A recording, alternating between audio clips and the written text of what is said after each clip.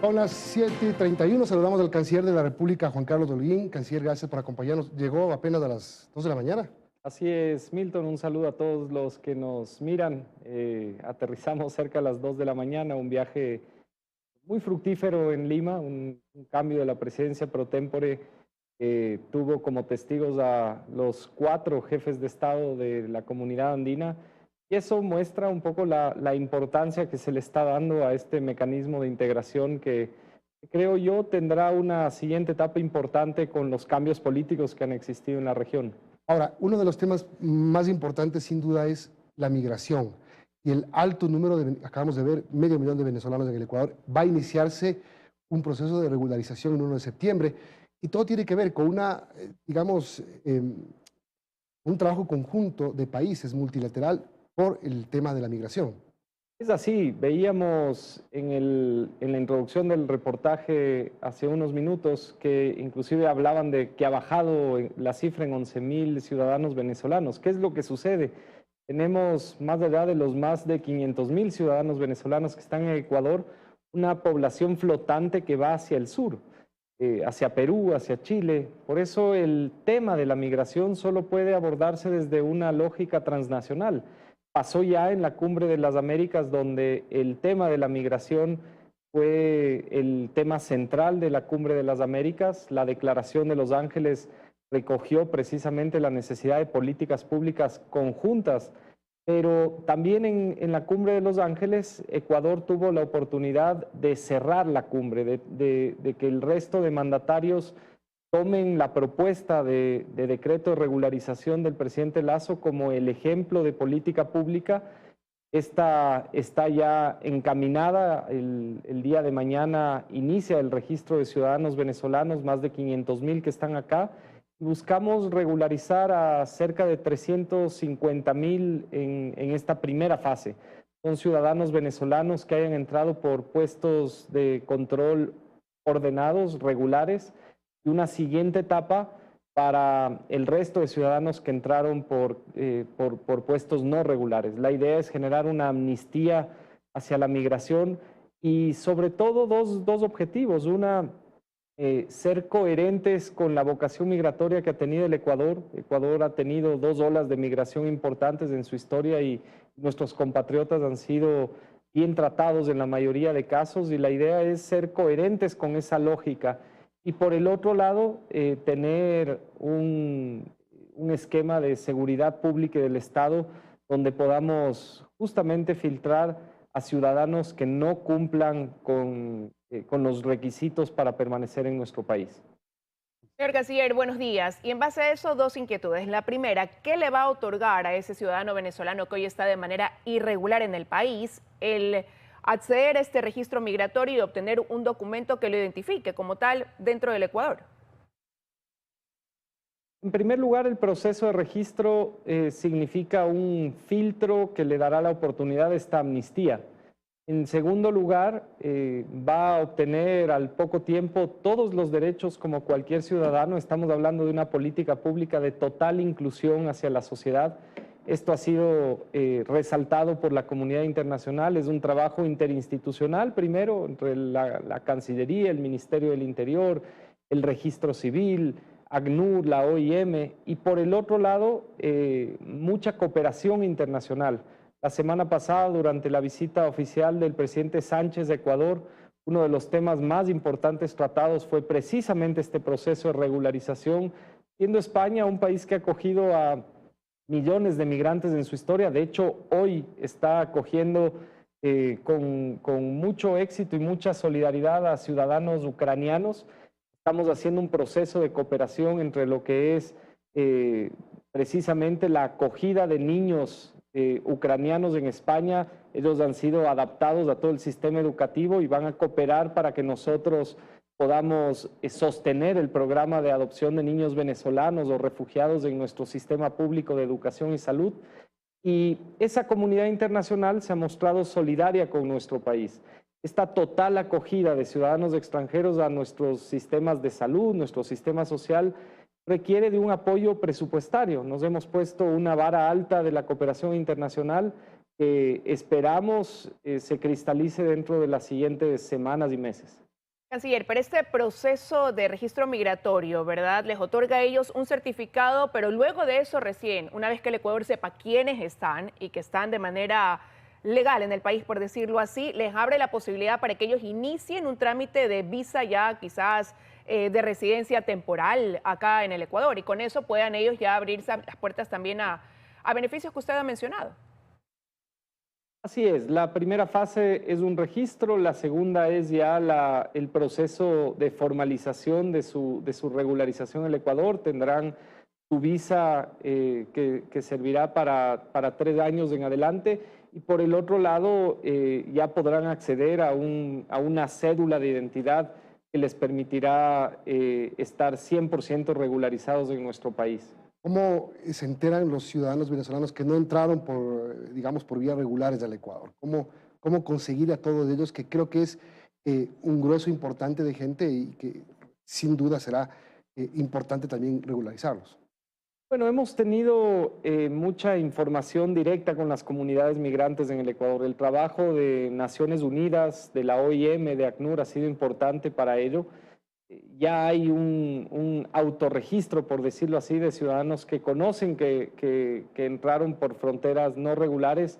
Se ha hecho un trabajo de acogida para ellos. Nosotros entendemos que en la pandemia, por varias razones, muchos ciudadanos venezolanos tuvieron que entrar por puestos clandestinos, muchas veces por trochas, pero la idea es darles la bienvenida acá, hacer este filtro previo.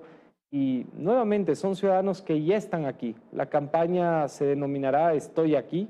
Es una campaña que será de comunicación directa sobre todo.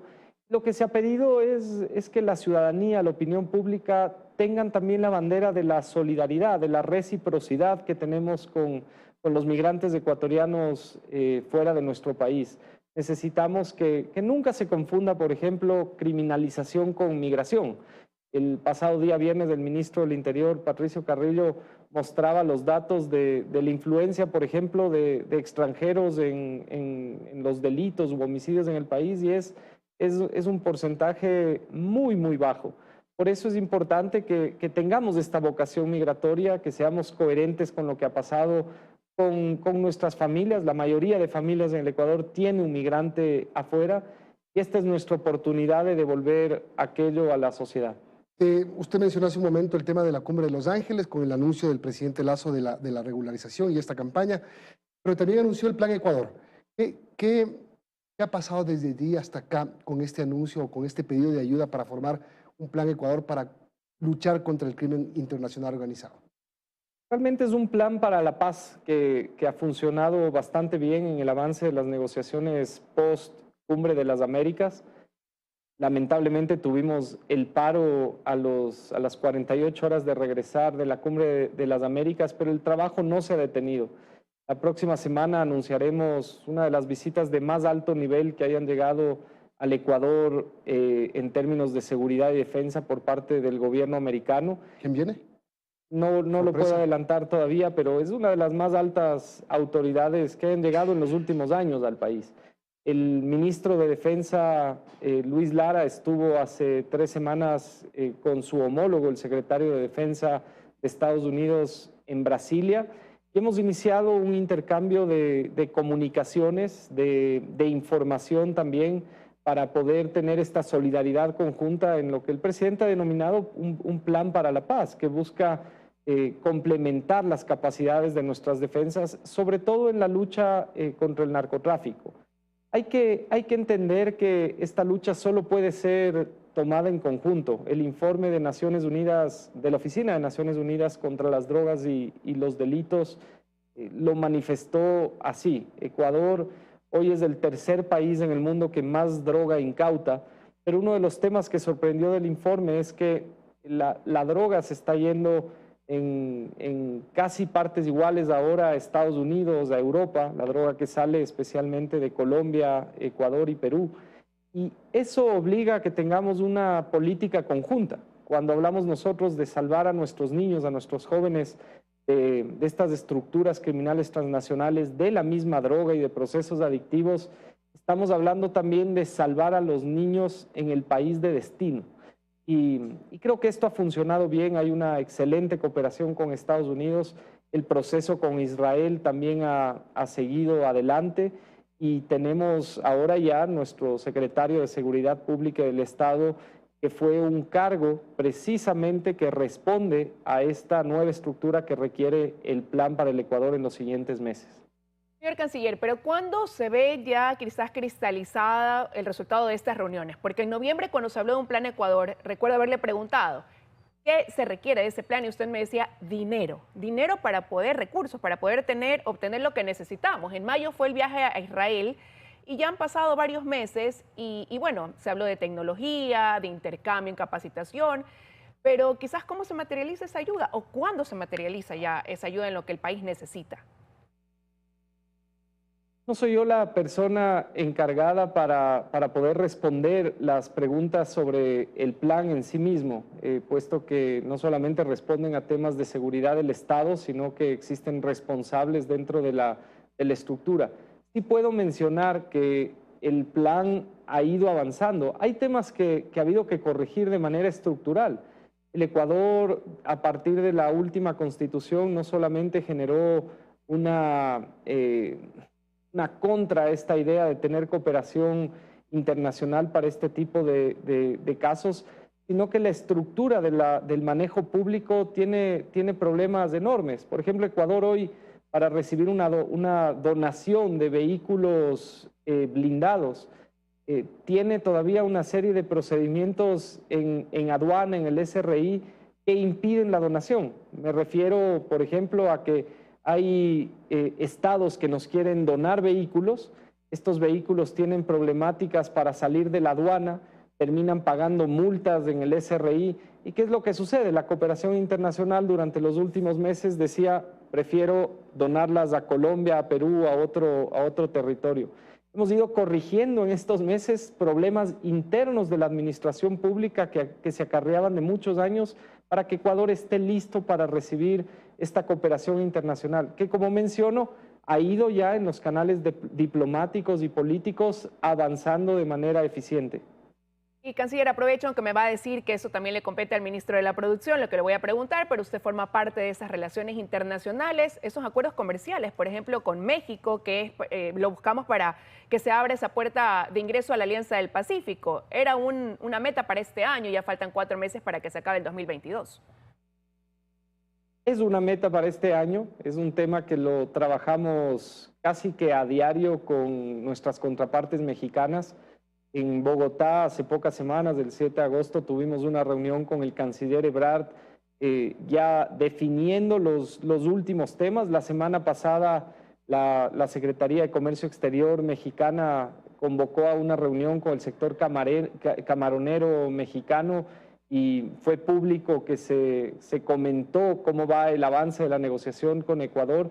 Y yo creo que estamos ya en una etapa de definición de este último tema que nos debería tomar muy poco para definir. Hay ya propuestas de ambos países, están siendo analizadas al más alto nivel, nos referimos ya a decisiones presidenciales en este punto, y hay una comunicación fluida entre nuestros presidentes. El presidente López Obrador, su esposa, la semana pasada estuvieron muy preocupados de la salud del presidente Lasso.